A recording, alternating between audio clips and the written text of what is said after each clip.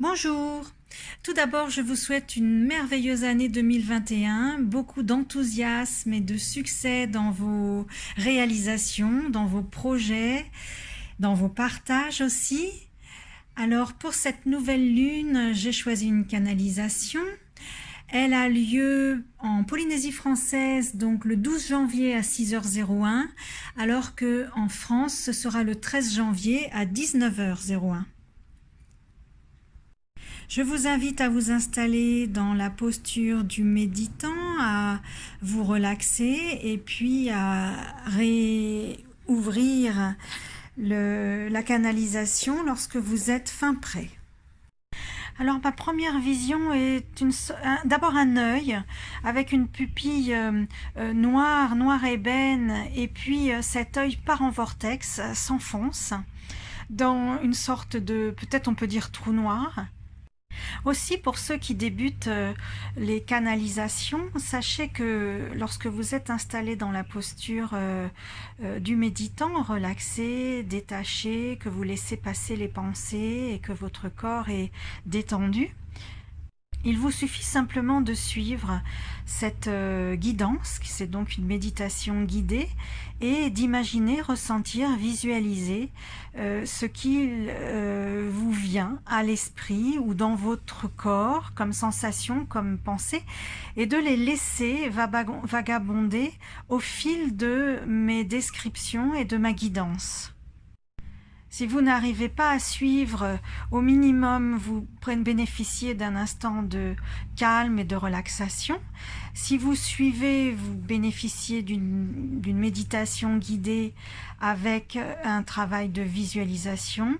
Et si vous percevez, recevez, ressentez, vous pouvez recevoir les énergies et les activations qui vont de concert avec cette méditation guidée, puisque en général, pratiquement toujours d'ailleurs, je suis en canalisation sur le portail de l'événement astrologique, et je reçois les énergies qui vont exactement au plus juste pour les personnes qui se branchent et qui élèvent leur niveau vibratoire lors de cette guidance. Voilà ce qu'est cette canalisation pour ceux qui débutent.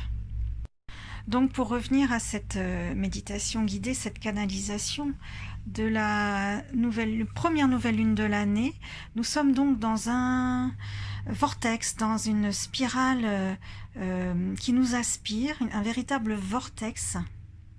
Et nous descendons, c'est une descente en glissade qui nous amène à non pas glisser en chute libre comme on pourrait imaginer un poids dans la matière qui tombe, mais il y a des sauts, des sursauts, des sortes de comme dans une courbe sinusoïdale ou comme si on était installé sur un ressort. On descend dans ce vortex en ayant des descentes montées. Alors, je me sens moi-même agitée, secouée, et en même temps, je ne crois pas que ce soit le but de cette instruction. J'ai plutôt l'impression que c'est pour ressentir que rien n'est en fil conducteur linéaire. C'est pour nous faire ressentir, percevoir cette sensation que lorsqu'on avance vers une aspiration, une intention, un but, un objectif, notre chemin de vie finalement, eh bien il y a des pas en avant et puis des pas en arrière pour faire des pas en avant, et que cet aspect plutôt pas aléatoire mais non linéaire et fait partie est une forme naturelle de processus. Alors, bien sûr, on est tenté de se dire qu'il y a aussi des hauts et des bas. C'est un peu cette manière d'assimiler aussi ce processus qu'on nous invite à suivre. Et autrement dit, peut-être envie d'aller toucher les événements de cette année 2020 qui vous ont particulièrement choqué, déstabilisé, qui vous ont fait perdre le contrôle, voire même la maîtrise, qui vous ont propulsé dans des espaces qui vous étaient moins familiers et qui vous ont dérangé ou encombré. Donc les zones, hein, puisque vous avez compris que j'emploie pas le mot négatif, puisque tout a un sens, un but et nous propulse finalement ailleurs, mais tous les aspects de cette année 2020 déstabilisants, choquants, encombrants, je vous invite à les pointer, non pas les revivre, hein, peut-être capturer effectivement si vous avez immédiatement une sensation, une émotion, eh bien l'accueillir, mais sinon ne pas aller plus que ça la chercher, simplement les pointer, comme si on faisait une liste. Alors bien évidemment, on fera la même chose pour les aspects qui ont été encourageants, enthousiasmants, qui vous ont propulsé dans des innovations, des adaptations, cette fameuse résilience, tout ce qui vous a été favorable, inespéré, inattendu, grâce à cette année 2020, insolite certes, mais dans tous les sens du terme. Donc laissez venir, pas forcément dans l'ordre, ni chronologique, ni dans l'ordre des aspects aspirants ou des aspects repoussants. Non, laissez venir, laissez faire, puisque justement on est sur ce ressort, on monte, on descend, et on va aller capturer les énergies de ces aspects un peu extrêmes de cette année 2020 pour, visiblement, puisqu'on est parti sur un bilan dans cette canalisation, visiblement en faire un socle, hein, si j'ai bien, si je visualise la suite. Dans cet exercice, je vous invite à ne pas juger et à ne pas qualifier ce qui vous vient à l'esprit, parce que finalement, on est sur un ressort avec des hauts et des bas, mais on descend. Donc, ça nous impose une sorte de brouille de l'esprit pour éviter de contrôler et de juger. Et je trouve que c'est finalement assez salvateur, parce qu'on ne porte pas de jugement sur une situation qui a priori aurait paru désagréable ou mais qui finalement peut s'être avérée a posteriori utile, ou qui vous a réservé ensuite un mouvement, un changement, facilité de nouvelles visions. Donc ne jugez pas, ne vous imaginez pas si c'est un haut, un bas, laissez venir par pic en fait des événements marquants de cette année. Alors, ce qu'on me montre ensuite, c'est assez original. Bon, c'est une forme d'ouvrage de couture, c'est-à-dire qu'on me désigne, on me montre une sorte peut-être d'aiguille ou un ouvrage de couture où on va relier par un lien, peut-être un fil, peut-être est-ce bien le fil conducteur, de tous ces liens, comme si on voulait rassembler les pièces d'un patchwork, que l'on est en train de confectionner pour en faire un ensemble, hein, un ouvrage, une vision d'ensemble. Et maintenant, comme si l'ouvrage était terminé, on me montre une sorte de matelas, de coussin, quelque chose d'assez agréable, aérien, cotonneux, et sur lequel on rebondit.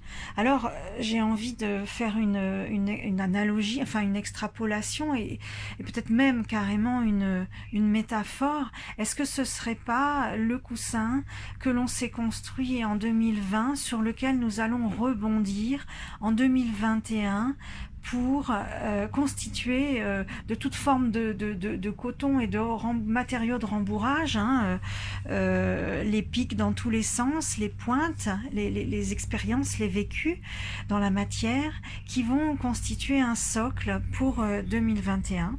Alors laissez-vous rebondir et sauter sur ce matelas, parce qu'il est très confortable dans mes sensations, c'est cotonneux. Et à chaque fois que vous rebondissez, que vous êtes un peu en l'air, un peu plus aérien, essayez d'ouvrir les yeux ou d'avoir une sensation intérieure pour vous laisser envahir, occuper par des visions, par des éclats d'images ou de sons ou de sensations ou d'émotions qui seraient celles présagées pour 2021. Voilà l'objet finalement de cette canalisation que je découvre en même temps que vous. Parce qu'en même temps que vous allez visualiser ou ressentir, percevoir ces visions, ce qu'on vous présente pour 2021, vous allez capturer cette énergie, la recevoir et vous en remplir pour ensuite l'amplifier, la manifester dans la matière. Et si elles vous paraissent désagréables, peut-être les contourner ou les anticiper sur vos réactions.